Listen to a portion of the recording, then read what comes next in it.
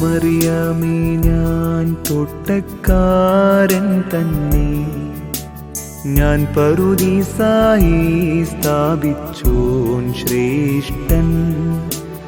ഓ മറിയാമേ ഞാൻ ജീവികൾ തൻ ജീവൻ താൻ, പുനരുജ്ജീവനമോടെഴുന്നേൽപ്പും ഞാൻ താൻ.